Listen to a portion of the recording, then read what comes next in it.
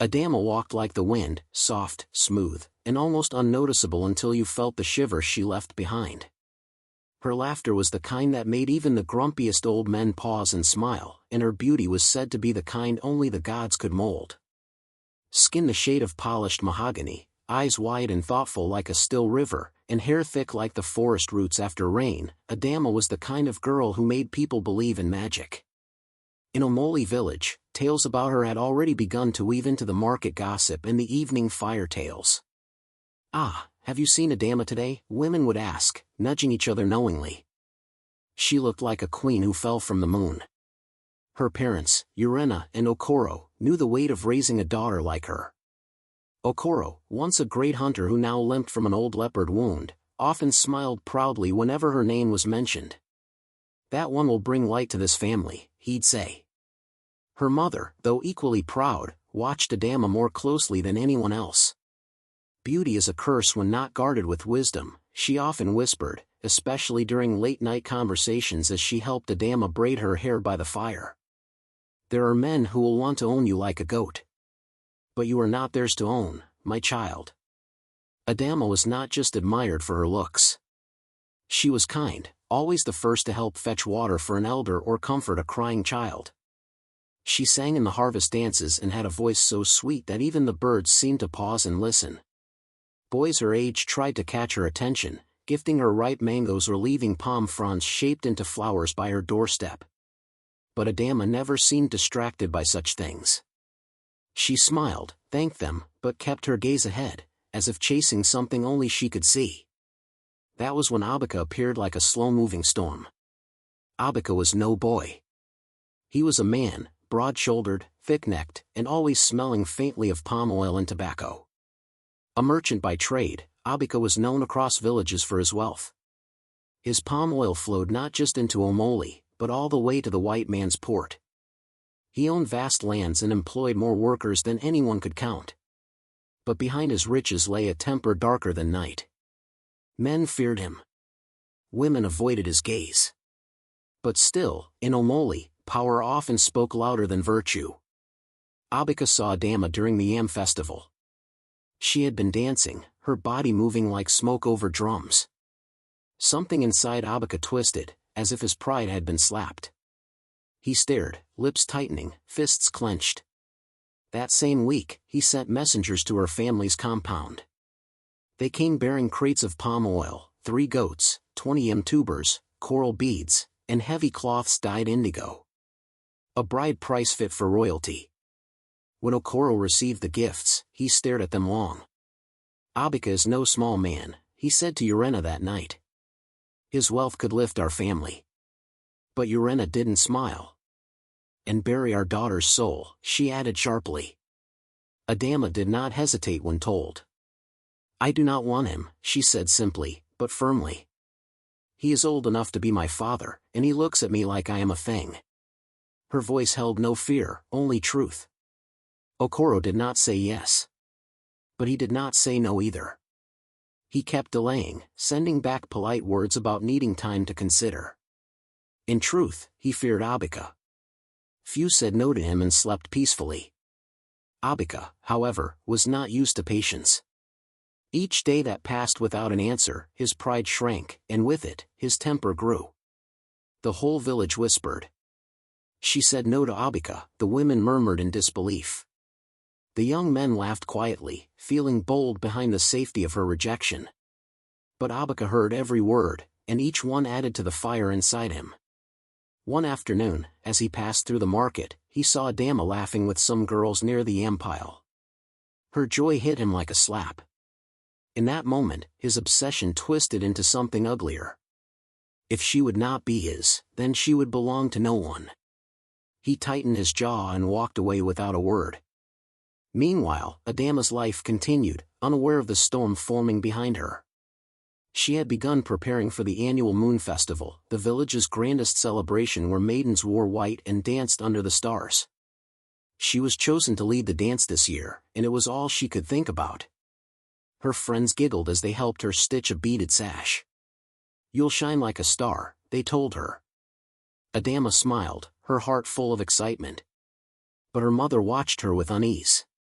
That night, while oiling Adama's legs beside the fire, she said softly, "Be careful at the festival. The moon sees more than we do. And not every shadow is harmless." Adama chuckled. "Mama, you worry too much. The whole village will be there." "That is what I fear," her mother replied, her hands trembling slightly. In the darkness, under the full breath of the moon, something unseen began to stir. Jealousy, anger, and wounded pride boiled together like a dangerous stew in Abika's chest. He had been rejected, made a fool, and now the girl who defied him was about to stand in the center of everyone's gaze, dancing as if nothing had happened. He sat alone in his compound, oil bubbling in a large iron pot used for refining. His eyes did not blink. His heart was no longer reasoning. In his mind, justice would only be served if her face no longer brought anyone joy. And so, the village prepared for joy and celebration, while in the shadows, one man prepared something else. The night of the moon festival arrived like a blessing. The sky was cloudless, stretched out wide like a dark ocean filled with stars. A full moon hovered above Omoli village like a curious eye, casting its silver glow over everything. Women wore white wrappers, their heads wrapped in matching cloth, and the air smelled of roasted plantain, fried akara, and palm wine. Children darted between fire torches, and the elders sat on carved stools, sipping from calabashes and nodding with contentment. The drums had already begun their thunder, calling feet to the dusty earth. The villagers gathered in the open square near the sacred baobab tree, where generations had celebrated joy and change. Adama stood at the center of it all, wrapped in white, her waist sash glinting with beads that clicked with every sway of her hips. Her scars still slept beneath her skin, untouched by fate. Her smile tonight was pure, wide and open like a rising sun, unaware that the darkness had already picked its moment. As the first rhythm rose, Adama moved like flowing water, each gesture smooth and measured. She bent and twisted, her arms reaching toward the sky, then curling down toward the earth, as if greeting the ancestors in the soil. The villagers clapped, women ululated, and even the elders leaned forward to see her better.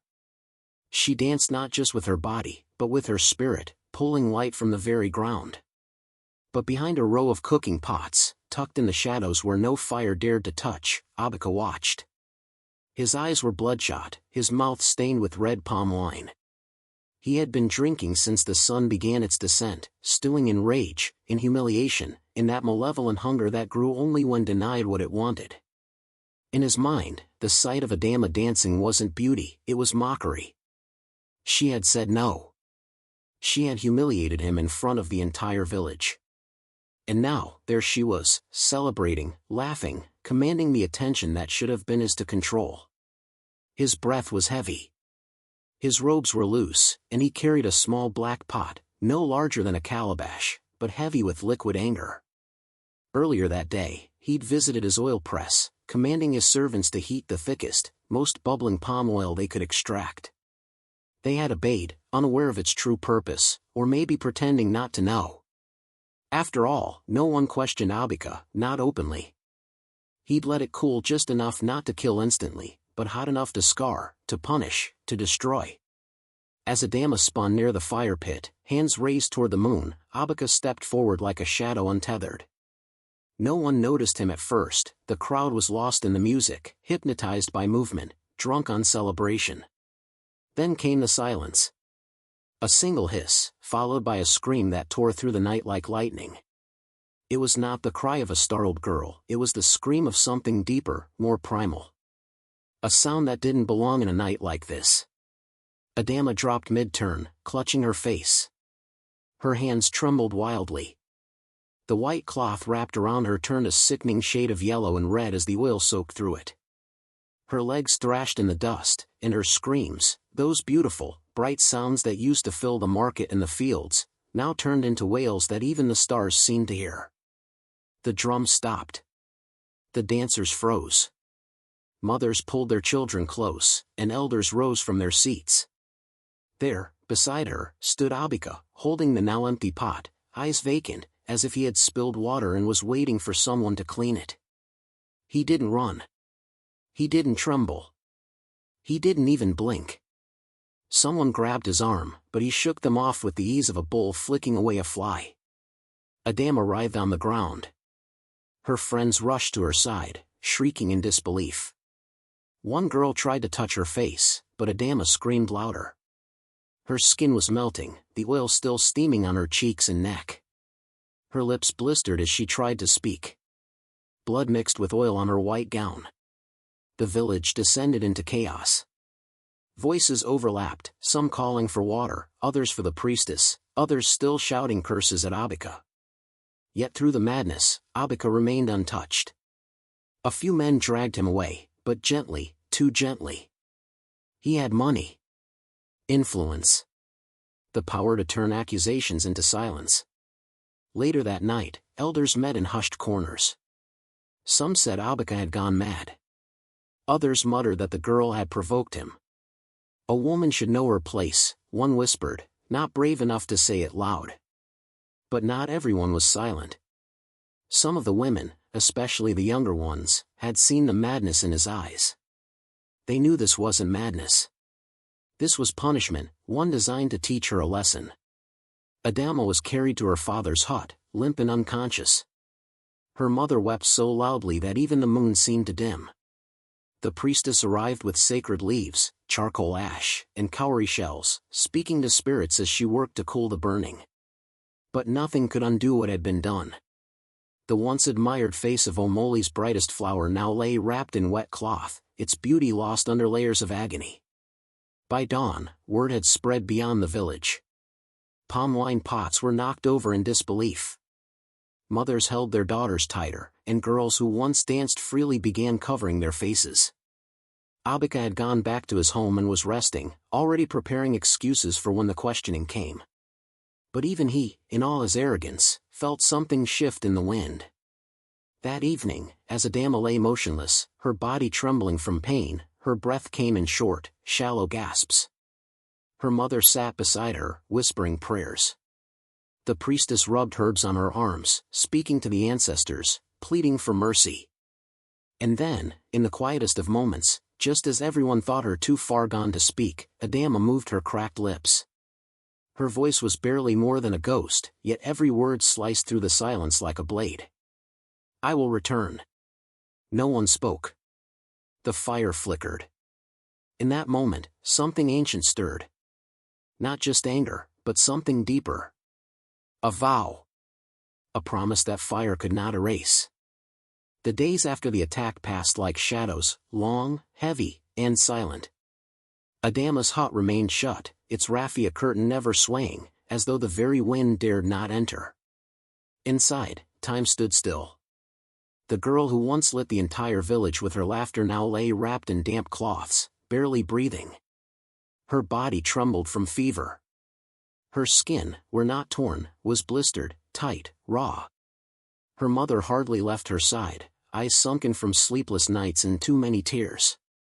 Her father, once so proud of the daughter he showed off like a precious jewel, no longer lifted his head when he walked through the village. He didn't visit the elders. He stopped going to the palm grove. Shame was a weight on his back that bent him lower each day. But outside their compound, tongues wagged. The market women, once envious but respectful of Adama's beauty, now whispered cruel things, a fine flower crushed by her own pride. She should have said yes. Beauty draws both bees and poison. No one said these things to her family directly, but everyone said them. Everyone but the children, who remembered her kindness, and a few women who had once danced beside her, now unsure whether to cry or speak up. Abika moved through the village untouched. He greeted elders with his usual false humility, gifted palm oil to the shrine, and reminded everyone that it was the wine, not him. "I've already offered compensation," he would say, hands raised. The girl's family refused. He smeared the truth like thick oil over the mouths of those who might accuse him. And some swallowed it. After all, Abika had power. What did Adama have now? But one night, after even the crickets fell silent, the curtain of Adama's hut rustled with a whisper. A figure slipped in, cloaked in dark wrappers, her hair wrapped tight with cowries tied along the edge. Her eyes glowed like embers under the moonlight. Mama Ngozi. the feared healer who lived near the forbidden forest. Some called her a witch. Others called her a gift from the ancestors. No one dared question her. She had healed men bitten by snakes and women cursed with barren wombs. But she only came when called by the spirits. I heard her whisper, Mama Ngozi said, setting down a bag filled with roots, feathers, and smoke-powdered gourds. She said she would return. That is enough. Adama's mother, exhausted and desperate, did not stop her. She simply nodded and stepped aside. The rituals began before dawn. Each morning, Mama Ngozi would light a small fire at Adama's feet, throwing herbs into the flames until blue smoke filled the room. She would chant, low and deep, her voice like wind in a cave. She rubbed sacred oils over Adama's face, her neck, her chest. The oils stung. Adama would sometimes cry out, her voice hoarse, but she did not resist. Her pain was her prayer now. She accepted it like fire accepts wood. Mama Ngozi also worked with her spirit. You are not your face, she said one evening. You are what survives beneath it. And what survives in you is not done yet. Adama didn't speak often, but when she did, her words came sharp. He thinks I am finished, she said once, her face still swollen and wrapped in cloth. He thinks he can hide behind gifts and gossip. Let him enjoy his peace. I will collect the debt. And so the days turned into weeks. Slowly, like a snake shedding skin, Adama emerged from the dark. Her scars no longer wept. Her face, though marked with deep, ridged burns, stopped swelling. One eye remained swollen shut, but the other burned with light. Her hair, once full and always decorated with beads, had been cut during the healing, but began to grow back in soft, short curls. Mama Ngozi made her chew bitter roots that kept her strong and alert. She washed her with river clay at night, reciting chants that spoke to the spirits of justice and endurance. Her mother stopped crying as often. Her father began to return to the shrine, to whisper prayers again. The family still felt shame, but hope began to creep back in. But the village still chose silence. They whispered less now, but their stares lingered. When Adama finally stepped outside for the first time, wearing a plain wrapper and no jewelry, the few who saw her turned away quickly. Some in pity. Others in guilt. But Adama didn't flinch. She walked to the river, knelt, and let the water run through her hands. A few children peeped from behind trees. One small boy, Ikenna, whose goats she had once helped catch, ran up to her and hugged her leg. You're still Adama, he said simply. She looked down at him and managed the faintest smile. Back in the village square, Abika sat with his wine as usual. He laughed louder when he heard she had walked outside. Let her walk, he said to his friend. No one will marry her now. No one will look at her twice. Her spirit is broken, not just her face. But that was where he was wrong. Adama's spirit had been melted and remade, not broken. What rose from the ashes was not a girl wounded, it was a woman sharpened. She no longer sought the admiration of strangers or the approval of her peers. What she now sought had a name, justice. Mama Ngozi taught her the laws of the land, how the council judged crimes, how witnesses were gathered, how curses could be legally spoken if sanctioned by the elders. You will not go begging for justice, the old woman told her. You will go claiming it. When her father saw the fire in her eyes, he tried to protest. Let it go, my daughter. You are alive. Let that be enough. Adama stood up, her hand resting gently on her scarred cheek. Alive is not enough, she said. He made me a shadow. I will not let him live in light. One final ritual remained. Mama Ngozi took her to the forest shrine, where they knelt before the statue of Ezenwani, the ancient goddess of womanhood and retribution. There, Adama offered kola nuts, feathers, and a piece of the cloth she wore the night of the attack. She pressed her palms into the red soil and whispered, Let the ancestors witness what I do next. The trees swayed, though no wind passed. Even the forest knew Adama had begun her return. The morning the summons went out, the entire village held its breath. Word traveled faster than fire in dry grass. Adama, the scarred daughter of Alice and Nena, had called for a public tribal court. Not just a meeting. Not just whispers behind doors. A public court. Where elders would sit beneath the sacred baobab tree and truth would not just be spoken, it would be weighed, judged, punished. Many did not believe it at first. Adama, scoffed a palm tapper. The one who hides her face. She is finished. What more can she say? But the summons was real. Signed by Elder Kamilu himself and marked with the palm seal of the village chief. That meant the spirits had been consulted. That meant the ancestors had nodded in agreement. And that meant the people had to come. Her father, Alice, nearly collapsed when he read it. His hands shook. "What have you done, my child?" he asked her. "Do you know who you're challenging? Do you understand what this could cost us?" Adama was silent as she stood at the doorway of their compound, her face veiled in deep indigo cloth. The fabric draped low over her scarred cheekbones, but her eye glowed from beneath it like the last ember in a dying fire. "I understand better than anyone," she replied. "And I am ready." He tried to argue. He begged her to wait. He even knelt. But she did not bend. Her mother stood behind her, eyes full of both pride and terror. "He carries power like armor," her father whispered desperately. "He has given oil and coin to the shrine. He has feasted the elders." "Then let them come," Adama said. "Let them sit with full stomachs and see if they can still swallow truth." The sacred court was set for 3 days after the summons. That gave time for word to spread beyond Omoli to neighboring villages. By the morning of the hearing, traders, hunters, and even strangers lined the village paths. Everyone wanted to see the girl who had survived fire and dared to rise. No woman had ever summoned the elders like this, especially not against a man of Abika's stature. Under the massive baobab tree, mats were laid in a half-circle around a central wooden stool. That stool was sacred, it was where the accused sat.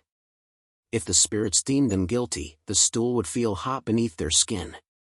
If they lied while sitting on it, they would sweat uncontrollably or forget their own words. At least, that was what the ancestors promised. Chief Uduak arrived first, old, slow, but sharp-eyed, his white wrapper spotless. Elder Kamala came next, tall and lean, with a staff carved from ebony and lined with iron beads. Last came Priestess Olama, her neck heavy with charms, her steps measured. She spoke little, but it was said that when she looked into your eyes, your spirit grew restless if your heart was not clean. Abika was already waiting, seated beneath a canopy he had paid for himself. His cloth was rich, his skin oiled, his lips purple from fresh palm wine.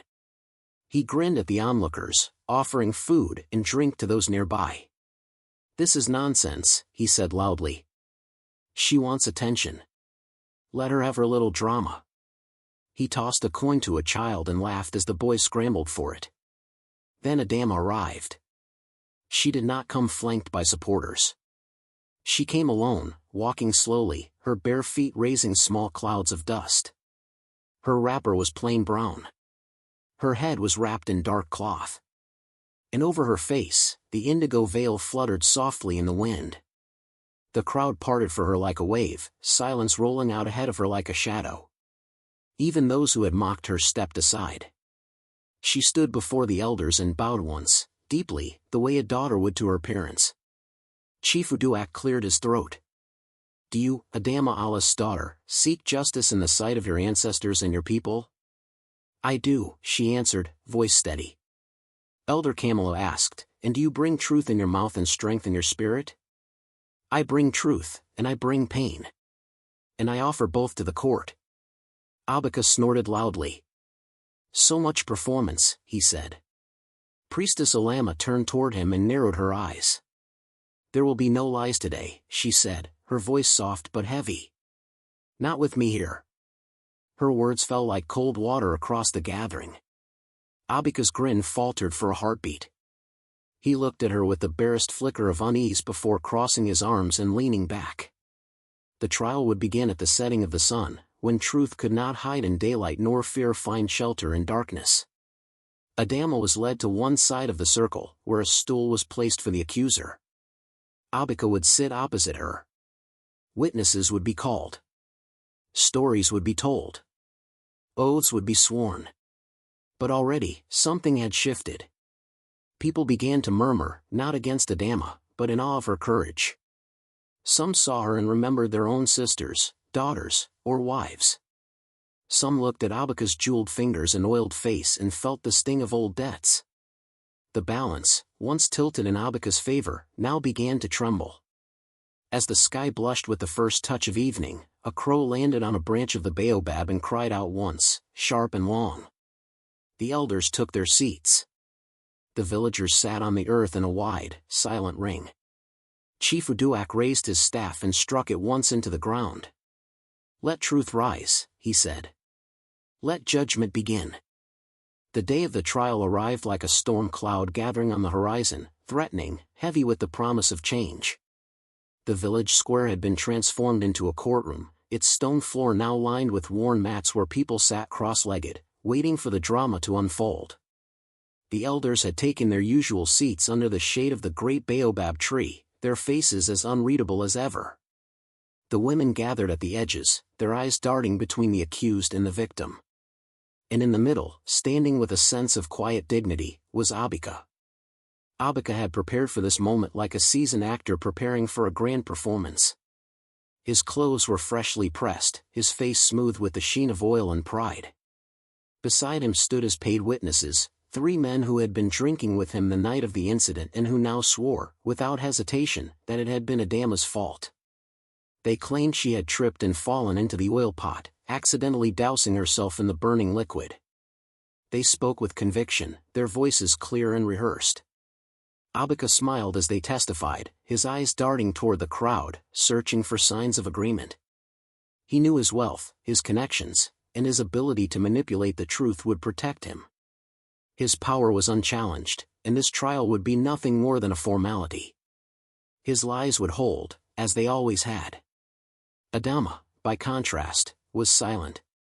She had not spoken a word since she had entered the courtroom, and her face remained hidden behind a veil of cloth.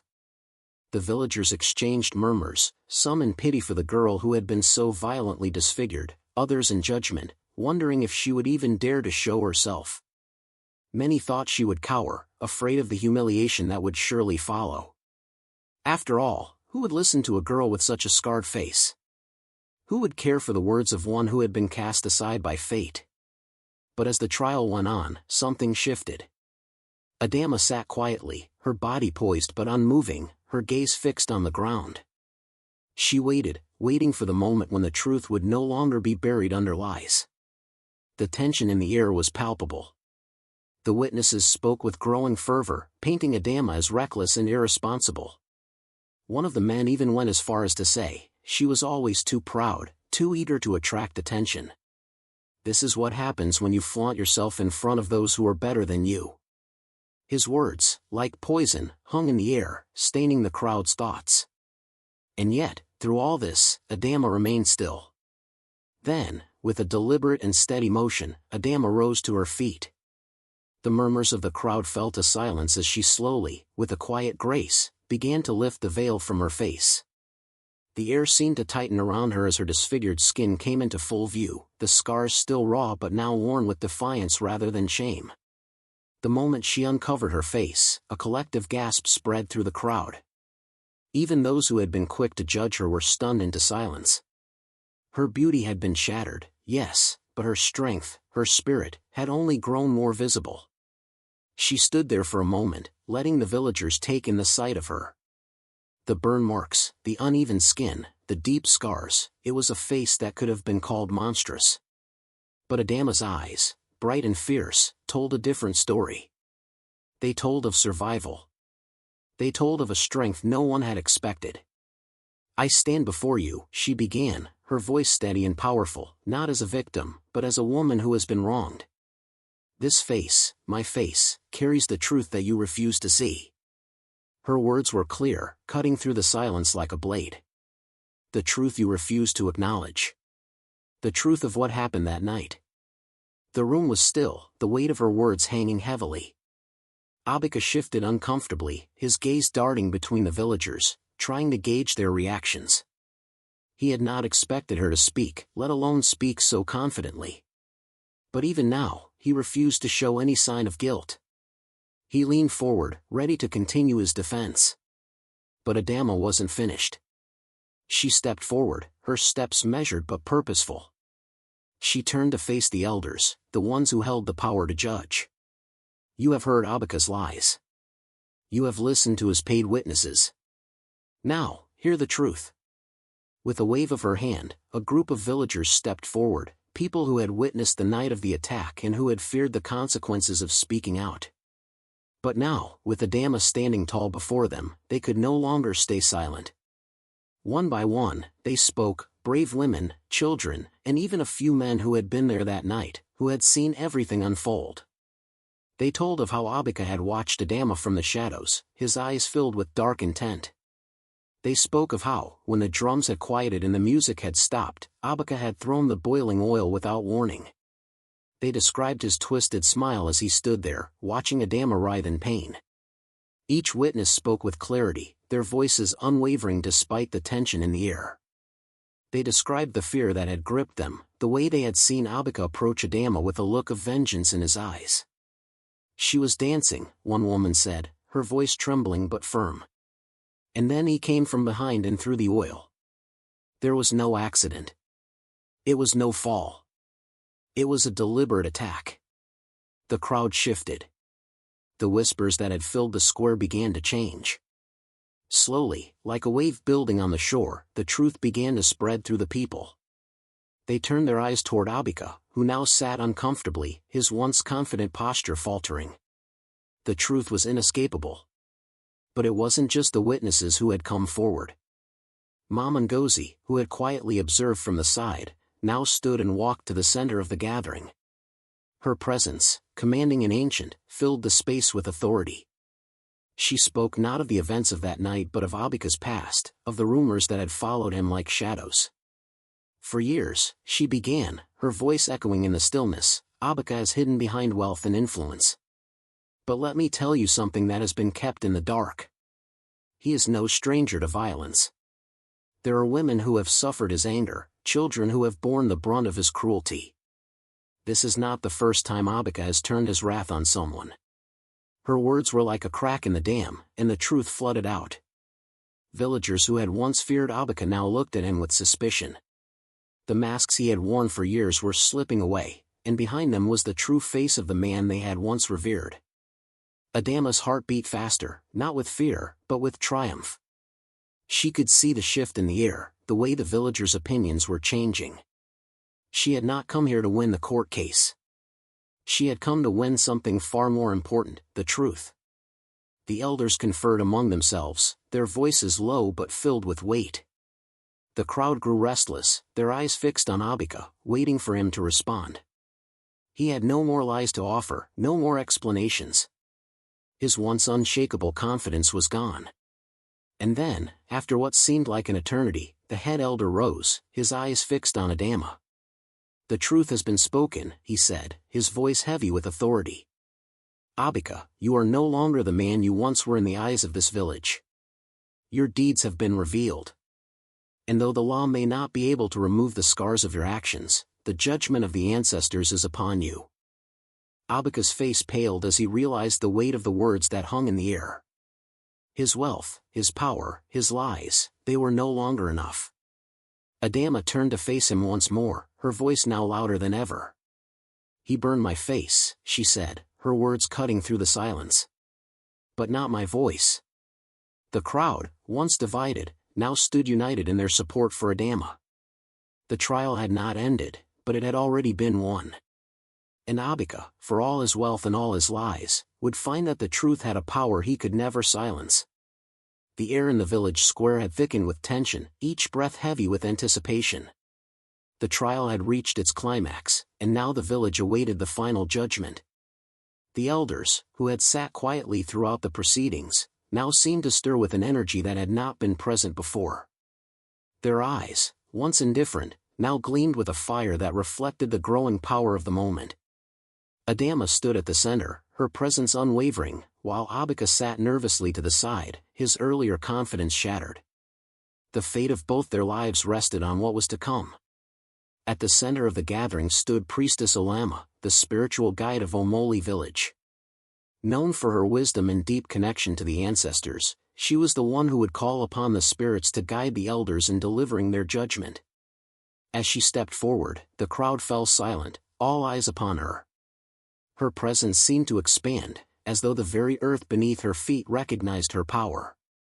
Priestess Olama began her chant, a low murmur that seemed to vibrate through the bones of everyone present.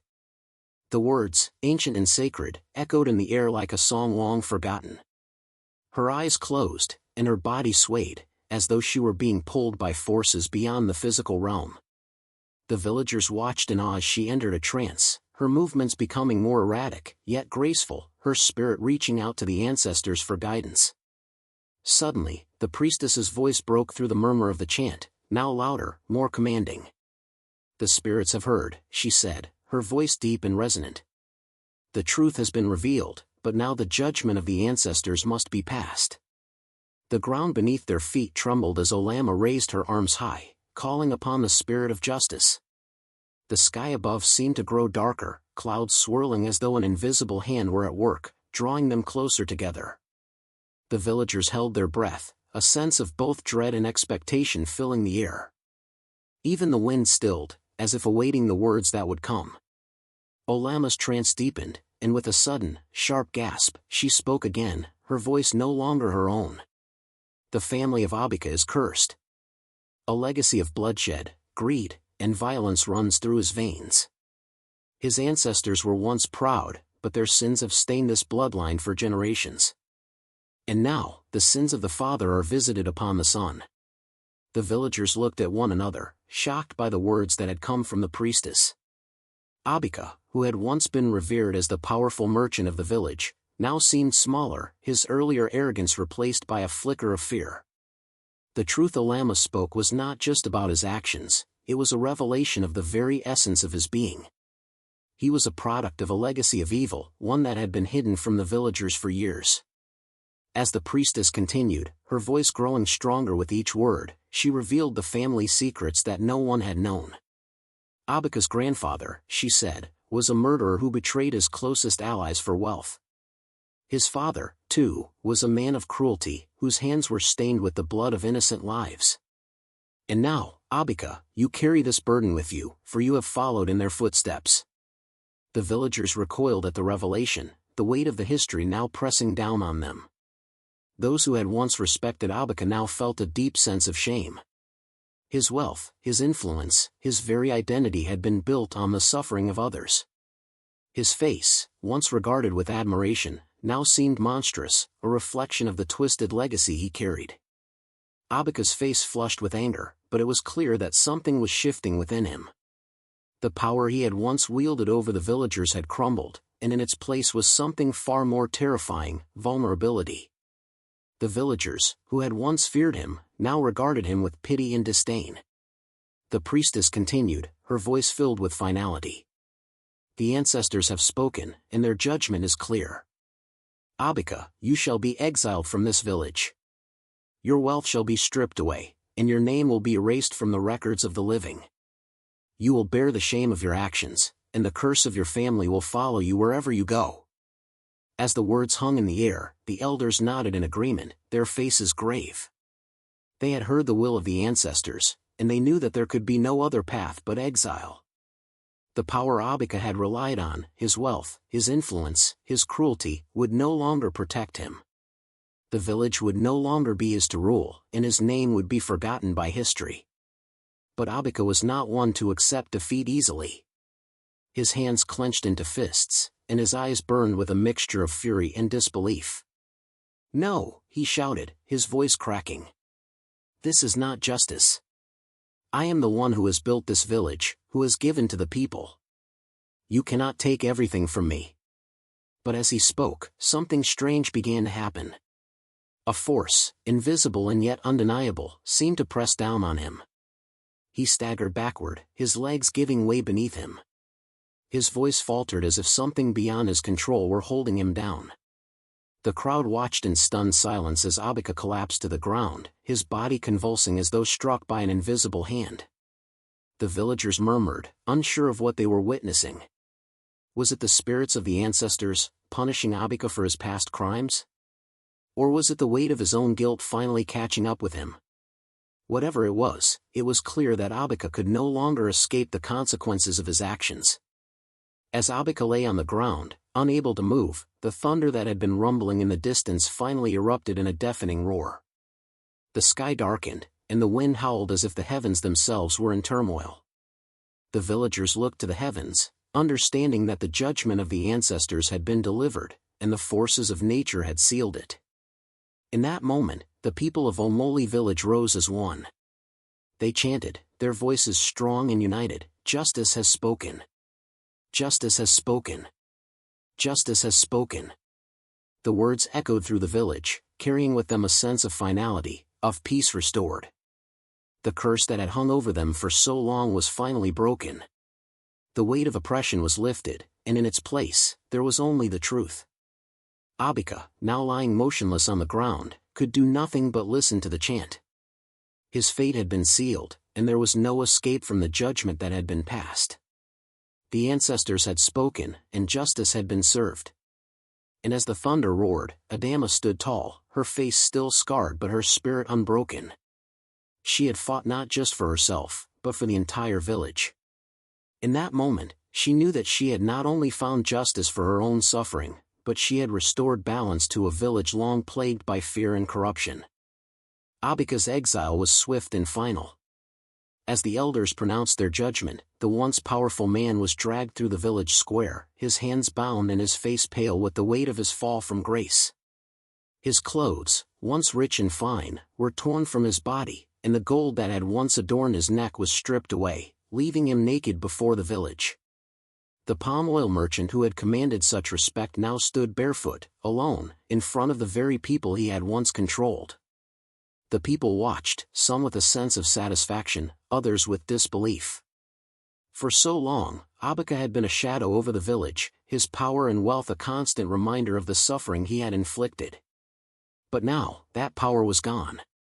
The man who had once been the source of fear and envy had been reduced to nothing more than a broken man, cast out and forgotten. As Abika was led away, his eyes darted around, searching for some sign of mercy, some way to regain what he had lost. But no one came to his aid. The villagers, who had once feared him, now looked at him with contempt. He had nothing left, no wealth, no influence, no allies. His world had crumbled, and there was no one left to pick up the pieces. Adama, standing tall and resolute, watched as Abika disappeared into the distance. Her face, still scarred from the boiling oil that had once been poured on her, did not betray a single ounce of pity for the man who had caused her so much pain. Instead, her eyes were filled with something far more powerful, peace. She had fought for justice, and now, in the wake of his fall, she could finally breathe freely. She had not only overcome her own suffering, but she had also broken the chains that had bound the entire village. In the days that followed, the village began to change in ways that no one had ever expected. The women, who had long been silent, now found their voices. They began to speak out against the injustices they had suffered, and they no longer tolerated the oppressive norms that had kept them in the shadows. The fear that had once gripped the hearts of the village's women began to dissipate, replaced by a newfound sense of strength. Adama became the symbol of this transformation. She was no longer just the beautiful girl of Omoli village, she was the woman who had stood up to the darkness, who had shown that strength came from within, not from appearances. Her scarred face was a reminder of the pain she had endured, but it was also a symbol of her resilience. She had faced the worst of human cruelty and had come out stronger, and now, she would lead the way for others to do the same. A new council formed in the village, a women's council, created by the women themselves, to ensure that no one would ever again suffer as Adama had. The council's purpose was simple: to protect the rights of women, to ensure justice, and to ensure that the voice of every woman was heard. And at the helm of this new movement was Adama.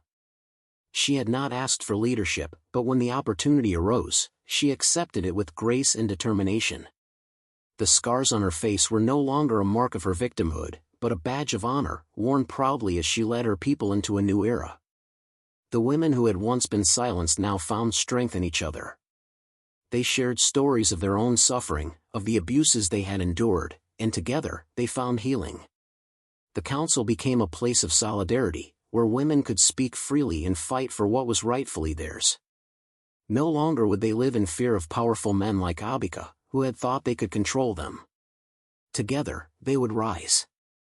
As the weeks passed, the village began to prosper in ways that had never been seen before. The fear and secrecy that had once dominated the community were replaced by openness and cooperation. The men, too, found themselves transformed by the women's strength. While some resisted the change, others began to see the wisdom in the council's decisions. The village, once fractured and divided, now began to heal, its wounds slowly closing as the power dynamic shifted. Adama, despite her newfound power and influence, remained humble. She did not seek glory or praise. She did not need the adoration of the people. What she had fought for was not fame or recognition, but justice for herself, for the women of her village, and for all those who had suffered in silence. She knew that her journey was far from over, that the work of rebuilding would take time, but she was willing to see it through. She was the beacon of hope in a village that had long been shrouded in darkness. And yet, even as she took on the mantle of leadership, there were moments when she would remember her past, the pain, the fear, and the torment. But these memories no longer held her captive. She had transformed them into the very strength that propelled her forward.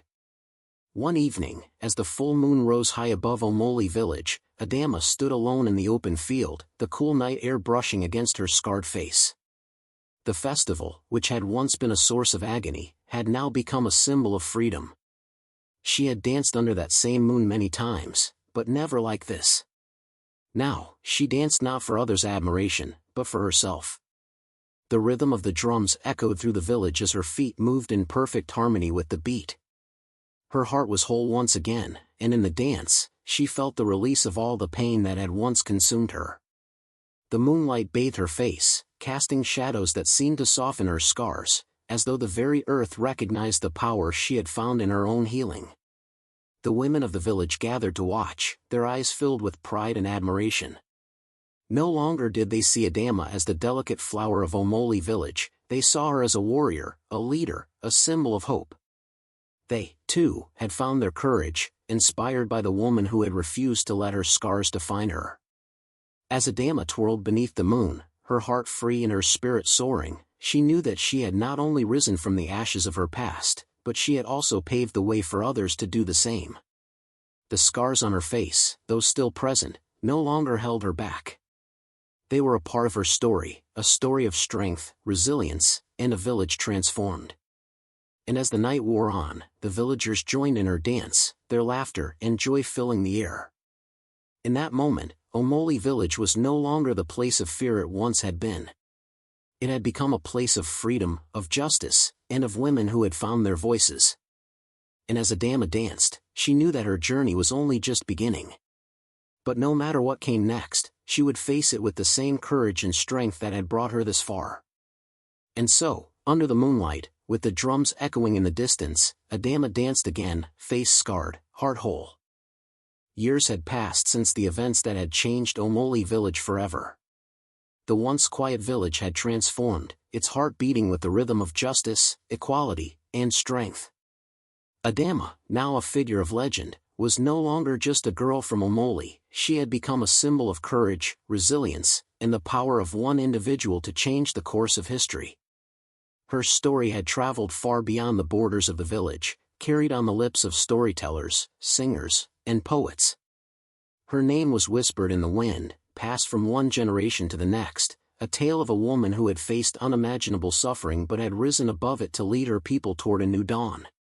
Songs were sung in her honor, each note carrying the weight of her journey, her strength, her sacrifices, and the victory she had earned with nothing but sheer willpower.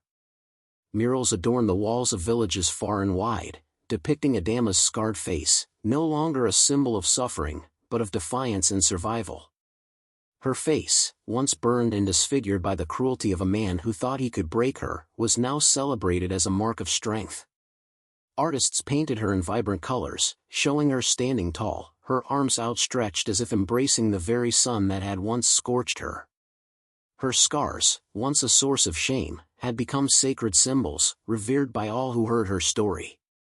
The girls of Omoli village, no longer confined by the limitations of their ancestors, grew up hearing the legend of Adama. They learned that beauty was not just in the smoothness of skin, but in the strength of spirit, the courage to rise after falling, and the ability to turn pain into power. Adama's face was no longer an image of victimhood but a beacon for those who had suffered and sought a way out. As the years passed, the story spread across the land. It became a tale told in distant villages, among people who had never set foot in Omoli.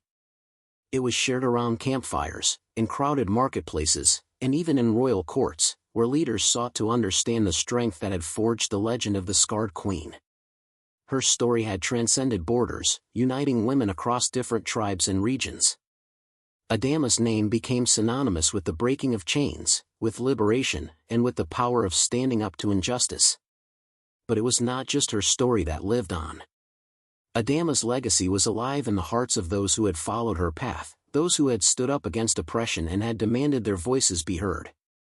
Across the land, women had formed councils, just as Adama had, and had begun to claim their rightful place in the world. The women's council she had founded in Omoli had become a model for others to follow, and its influence reached far beyond the village, empowering women to take control of their futures. Despite her enduring fame, Adama lived quietly in her later years. She had stepped down from the leadership of the Women's Council, content in the knowledge that she had set in motion a movement that would continue long after she was gone. She spent her days in the village, walking among the trees and the fields, a calm presence among the people who had come to love and respect her not just for her strength, but for her kindness and wisdom.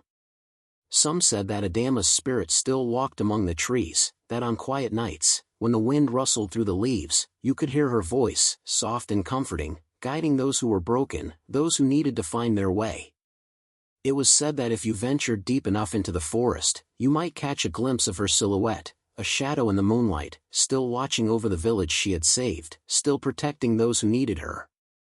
One afternoon, as the sun set behind the hills, a young girl sat by the edge of the village, her eyes fixed on the horizon. She was no older than Adama had been when her life had been torn apart by violence. Her face, though beautiful, was marred by burns, the result of an accident that had left her scarred both physically and emotionally. She had spent years hiding from the world, her once bright spirit dimmed by the weight of her pain. But today, something was different. Today, she was listening to a story. The village elder, an old woman with a voice that could carry the weight of centuries, sat beside the girl, speaking softly but firmly. Adama, the elder began, was once a girl just like you. Her beauty was known far and wide, and her life seemed perfect, until the day it was shattered by cruelty. But what makes her different, what makes her a queen, is not what was done to her, but what she did with it. The elder's voice was filled with reverence as she continued. She could have let her pain destroy her, but instead, she used it to build a world where others like her could rise. Her face was scarred, yes, but her heart was unbreakable. And because of her, we stand here today, free to speak, to lead, and to heal. The girl's eyes, which had once been filled with doubt, began to shine. As the elder spoke, something deep within her stirred, a feeling she had long thought lost. She smiled for the first time in years, her lips trembling but her heart swelling with a new sense of hope.